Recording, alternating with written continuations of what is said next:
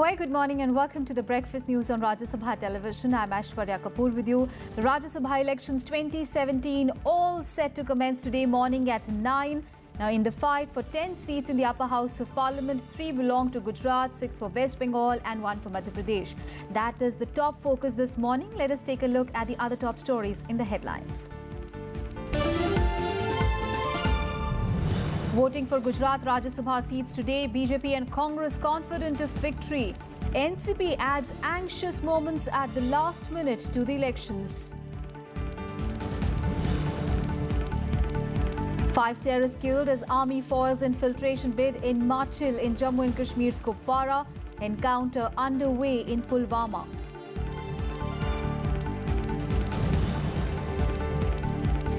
Jamaat-ud-Dawa chief and Mumbai terror attack mastermind Hafiz looks to formally enter Pakistan politics, launches the new party, Milli Muslim League.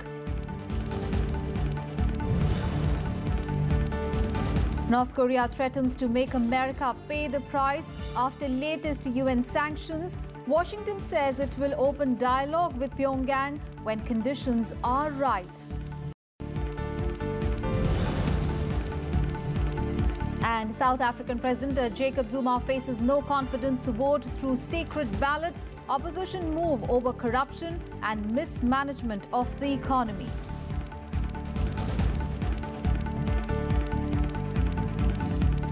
The top story of the day, the crucial elections to the 3 Rajya Sabha seats in Gujarat take place today. Now, the Congress and the BJP have expressed confidence that they will win. The BJP has fielded 3 candidates for the 3 seats. For the Congress, Ahmed Patel is the lone candidate. The role of smaller parties in the state becomes crucial here. 2-day special session of the Gujarat State Assembly begins today with elections to 3 Rajya Sabha seats from the state. It is after a gap of about 2 decades that a contest is happening for the Rajya Sabha polls in the state. The BJP has fielded 3 candidates. Apart from Party President Amit Shah and Union Minister Smriti Irani, the party has fielded the former Chief Whip of the Congress, Balwant Singh Rajput, as its 3rd candidate. Congress has fielded party's senior leader Ahmed Patel as its lone candidate. મને મારા ધારાસભ્યો પર સંપૂર્ણપણે વિશ્વાસ છે અને ચોક્કસપણે પરિણામ ખૂબ જ સારું આવશે અને અમારા પક્ષમાં આવશે. બાકીના પણ હજુ બાકીના સભ્યો છે. અમારા 44 ઉપરાંત બાકીના જે સભ્યો છે હજુ કોઈ નિર્ણય નથી લીધો. બાકીના 7 સભ્યો છે. તદુપરાંત એનસીપી છે, જેડીયુ છે, બીજા પણ મત છે. એટલે પરિણામ ખૂબ જ સારું આવશે. એમાં મને સહેજે શંકાને સ્થાન નથી. Patel, who's seeking a 5th term, is contesting at a time when the Congress is rocked by defections. First, Shankar Singh Waghela quit the party, then 6 MLAs quit, with 3 of them joining the BJP. The party bundled 44 of its MLAs and sent them to Bengaluru. The MLAs were brought back to the state on Monday and kept at a private resort near Anand. While the party has expressed confidence that it will sail through, it is officially short of 1 candidate to get the magic figure of 45 to win. The NCP, with 2 MLAs, has added anxious moments to the elections at the last moment. While one of its MLAs in Gujarat says the party leadership has asked it to vote for the BJP, daughter of party founder Sharad Pawar has said the MLAs will back the Congress. Yeah, of course, Pawar Sahab has already made, a statement extremely clear, loud and specific that we are going to support Ahmed Bhai, and because we have been with UPA for 10 long years. Party high command से अभी 10 minute मुझे पहले phone आया और high command ने जो निर्णय लिया है उसमें पक्ष के अनुसार जो हमें जो आदेश मिले हैं उसमें साफ कहा गया है कि बीजेपी के उम्मीदवार बलवंत सिंह राजपूत को वोट देने के लिए बोला गया है, तो हम लोग कल उसको वोट देने वाले हैं. We have a very cordial relationship with the NCP and the leaders of the NCP. So there is no, the official announcement from the NCP. For the BJP, with 121 MLAs, it appears smooth sailing for Amit Shah and Smriti Irani. It is left with 31 surplus votes for its 3rd candidate, Rajput, who is looking for backing from the Congress rebel MLAs and other small parties to win. खबरें आ रही है NCP का हो या अन्य दलों का हो, यदि विधायक भारतीय जनता पार्टी उम्मीदवार को समर्थन करते हैं हम इसके स्वागत करेंगे. और कांग्रेस की जब खुद के अपने एमएलएस कांग्रेस को वोट नहीं कर रहे हैं, कई एमएलएस ने कांग्रेस पार्टी से इस्तीफा दे दिया है, कांग्रेस पार्टी को छोड़ दिया है, ऐसे समय दूसरे पार्टियों के विधायक कांग्रेस को समर्थन करेंगे, ये इस प्रकार का एक्सपेक्टेशन करना ही मैं मानता हूं पार्टी के लिए एक बहुत साहस की बात थी। नोटा का तो नहीं जाएगा, ये सीक्रेट चीज होती है, कल मैं जरूर बताऊंगा, एक दिन का इंतजार करिए आपको। आप नोटा पे बटन नहीं दबाएंगे? नहीं, नोटा को नहीं। The Rajya Sabha elections to the state has now become a prestige battle between the BJP and the Congress. Bureau Report, Rajya Sabha TV. And 6 Tripura MLAs who were sacked by the Trinamool Congress and voted for NDA nominee Ramnath Kovind in the presidential election formally joined the BJP on Monday. Now, the 6 legislators, led by former leader of the opposition Congress in Tripura Assembly, Sudeep Roy Burman, were welcomed into the Saffron Party by Union Minister Dharmendra Pradhan and the party's Northeast Democratic Alliance convener Himanta Biswa Sharma, among others.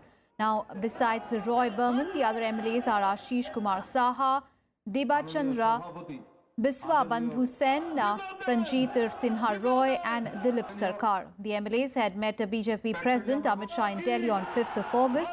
On 3rd of July, TMC Secretary General Pratna Chatterjee had said that the party would have no relations with these 6 MLAs. The 6 legislators had quit the Congress and had joined the TMC in protest against the Congress's electoral tie-up with the left ahead of the 2016 West Bengal Assembly election. Mamata Banerjee had fought the election, or she has created, or actually she has created the reputation of anti-left, and she has all along apparently fought against left.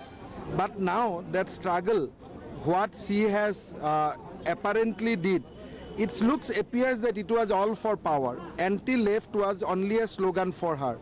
Now, to continue as a CM, she needs support of CPM today. She will go for that. And she has no political ethics. So, the combination of left, CPM and Trinamool will be defeated by the BJP. Not only in Tripura, they will be defeated in Bengal, they will be defeated in Kerala. Big story coming in from Jammu and Kashmir, where at least 5 terrorists have been killed during an encounter in Kashmir's Kupwara district. Now, the gunfight erupted after army foiled a major infiltration attempt by a group of infiltrators along the line of control in a Machil sector. 5 weapons have also been recovered from the site. Now, the operation is still going on in the area.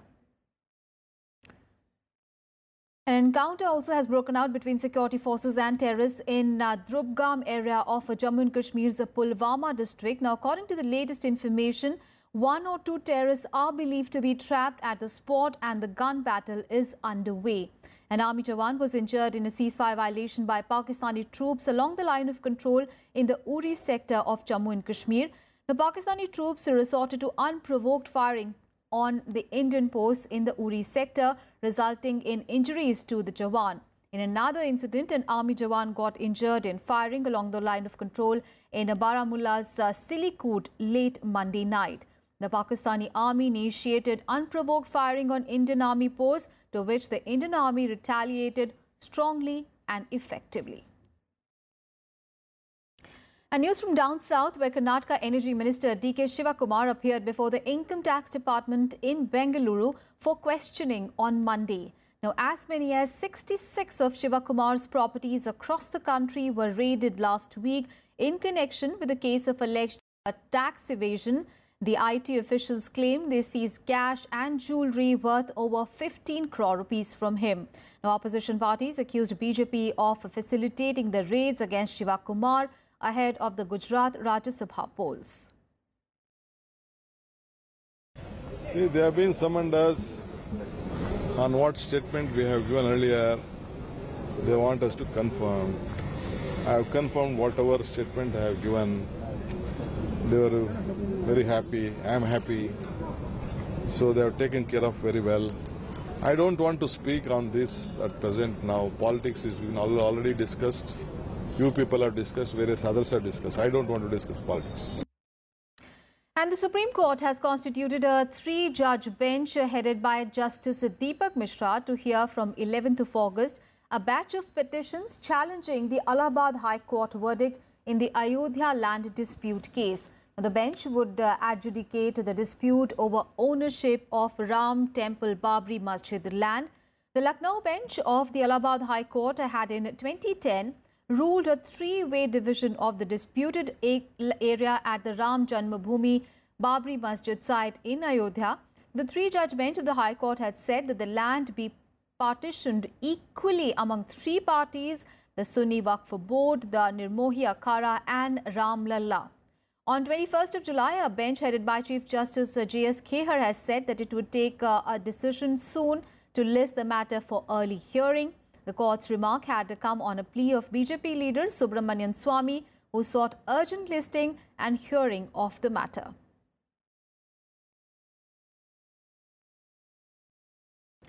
And on to some other news. Now, a parliamentary panel will today hear the views of various stakeholders in the disinvestment of the national carrier Air India and Pawan Hans Limited. A group of ministers headed by Finance Minister Arun Jaitley is looking into various aspects of the proposed disinvestment of Air India.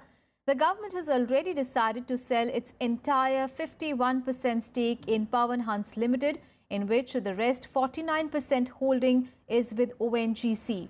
The Parliamentary Standing Committee on Transport, Tourism and Culture will hear the views of the Ministry of Civil Aviation, the Department of Investment and Public Asset Management, Air India, as well as Pawan Hans on the disinvestment of Air India and Pawan Hans. Let's move on in the bulletin now. Social activist Medha Patkar and 11 others were forcibly removed from their protest site in Madhya Pradesh on Monday and were hospitalized by police as their indefinite fast over rehabilitation of the Sardar Sarovar project entered the 12th day. Now, Medha Patkar, who is the leader of the Narmada Bachao Andolan, and her associates have been on a hunger strike in Madhya Pradesh's Dhar district since 27th of July. Medha Patkar had earlier refused to call off the hunger strike, even as Chief Minister Shivraj Singh Chauhan and Union Minister Uma Bharti had requested her to end the protests. Now, Patkar blamed Prime Minister Narendra Modi and Shivraj Singh Chauhan for the action. However, the state government said that moving them to the hospital was required to ensure their well-being and long life, and that the decision was taken in the best interest of the protesters. Now, thousands of families along the Narmada River in Madhya Pradesh are in the risk of getting displaced with the closing of the gates of Sardar Sarovar Dam in the neighbouring Gujarat and resultant rise in the water levels in its catchment area. Now, Chief Minister Shivraj Singh Chauhan said that his government is committed to relief and rehabilitation as per the directions of the Supreme Court. And in breakfast news, we'll take a very short break. We'll be back with more news. Stay tuned.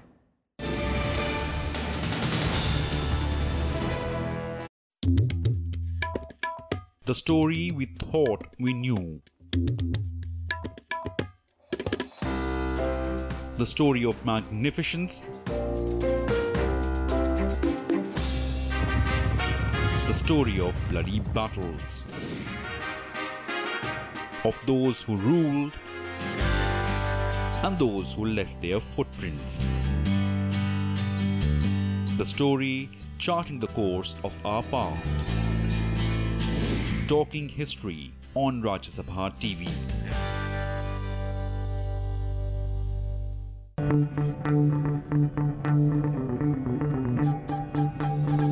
Art arisen from a multi-hued cultural canvas.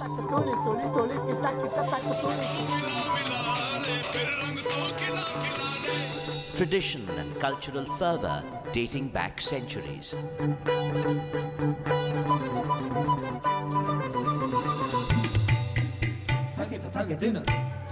And encircling them all, there's a magic that awes.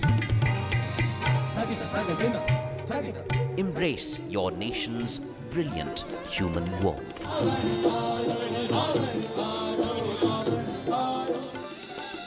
Watch Colours of India, Sundays at 9:30 p.m. on Rajya Sabha television.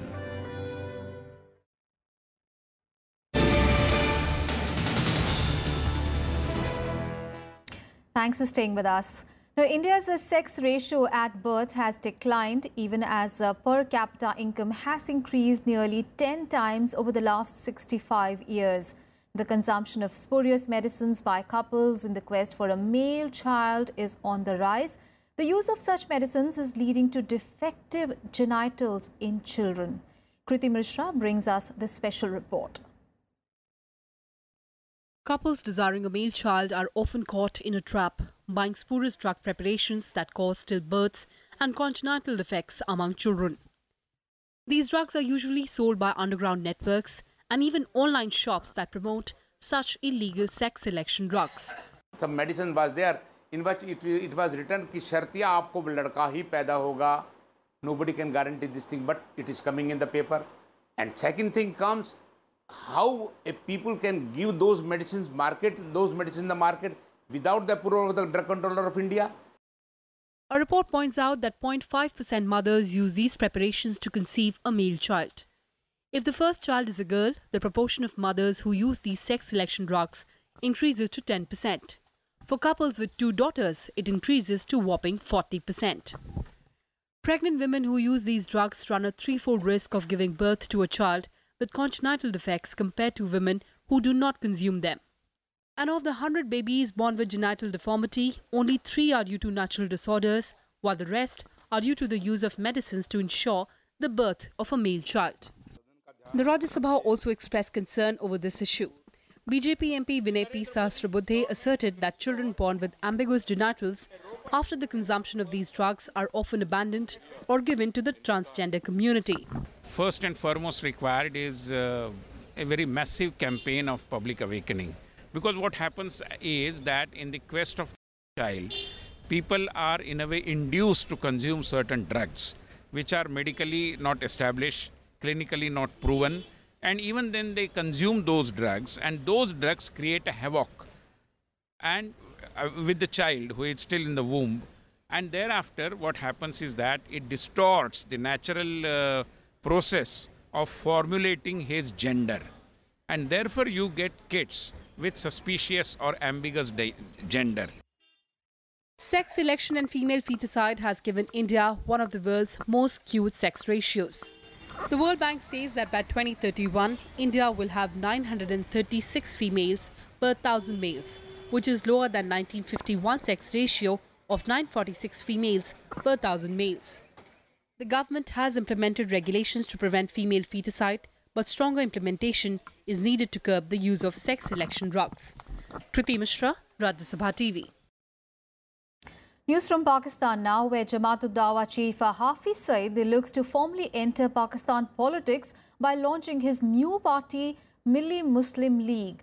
The mastermind of 2008 Mumbai terror attacks has appointed JUD's senior leader Saifullah Khalid as the president of the newly formed party. Now, the new party aims to make Pakistan a real Islamic state. In the past, Hafiz Saeed has often denounced democracy and the electoral process, saying that it is not compatible with Islam. The MML said that it will raise the Kashmir issue with the full force at both the provincial and federal levels. The party has also demanded immediate release of Hafiz Saeed, who is on house arrest since 31st of January this year. This comes despite the United States offering $10 million for information leading to the arrest and conviction of Hafiz Saeed. More news from Pakistan, where at least one person has been reported killed and more than 30 others injured in a blast in Pakistan's Lahore city. The incident took place at Sagyan Bridge near Lahore's Band Road, where a fruit-laden truck was parked.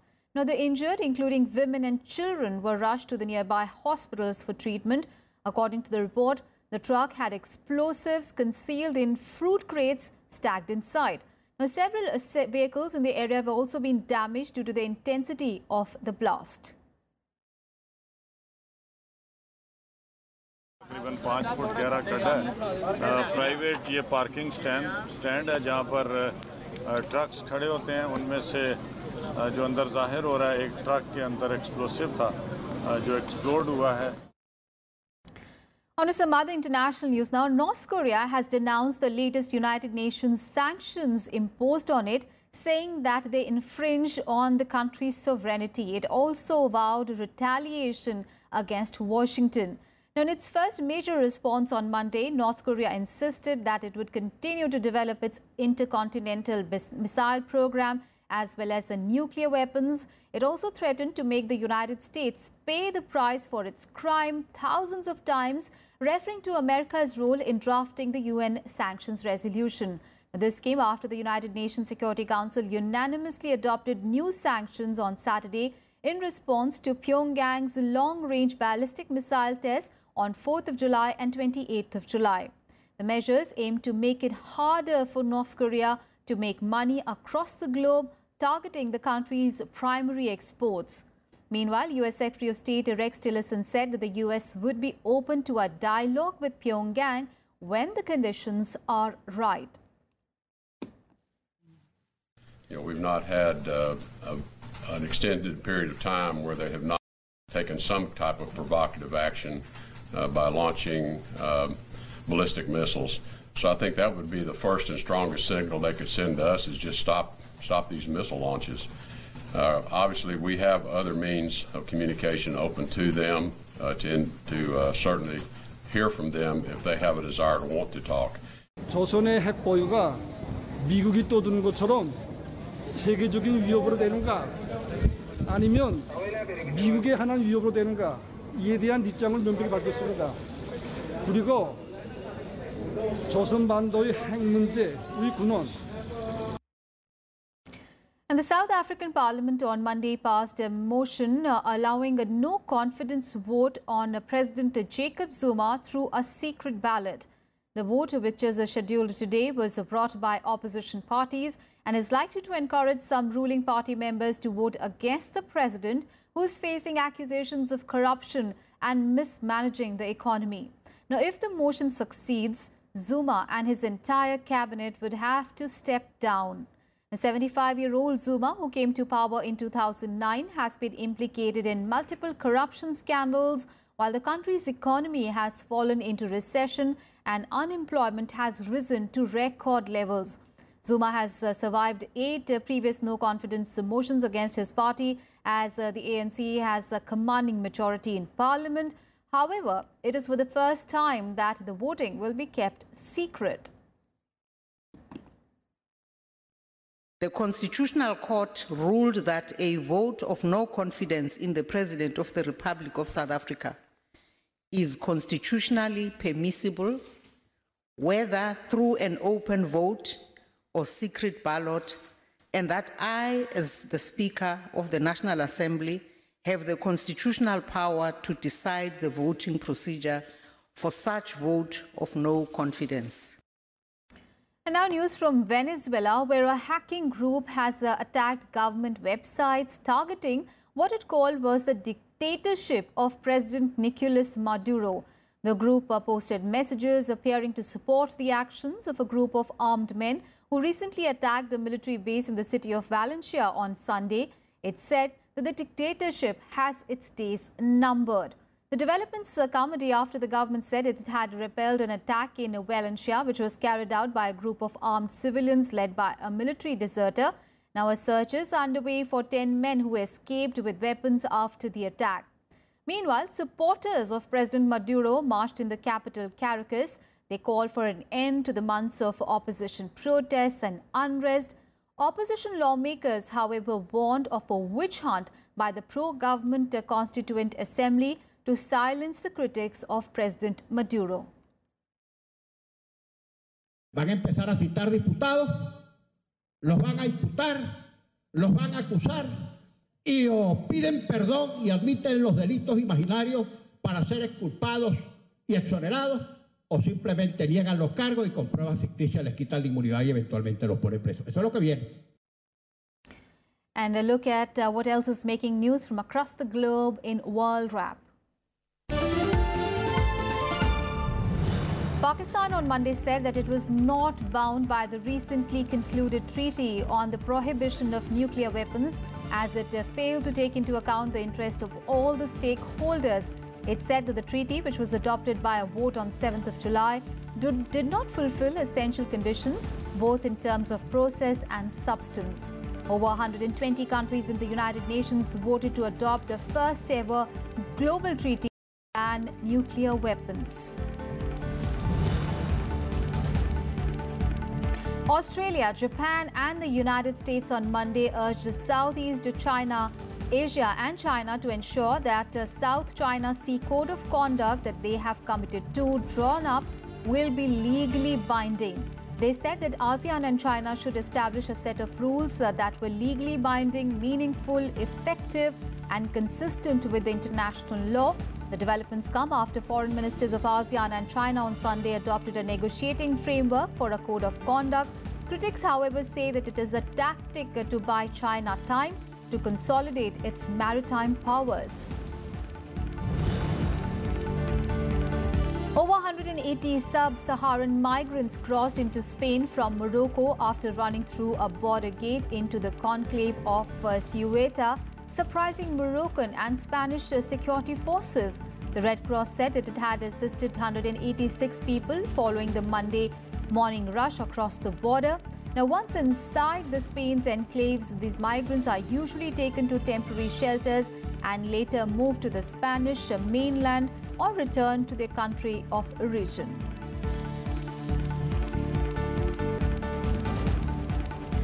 And on to news related to sports. The Kerala High Court on Monday lifted the lifetime ban which was imposed on cricketer S. Sreesanth by the cricket's governing body BCCI over alleged match fixing. Now, last year, a special court in Delhi had acquitted him in the 2013 Indian Premier League spot fixing case, but the BCCI had continued with the ban despite the court's order.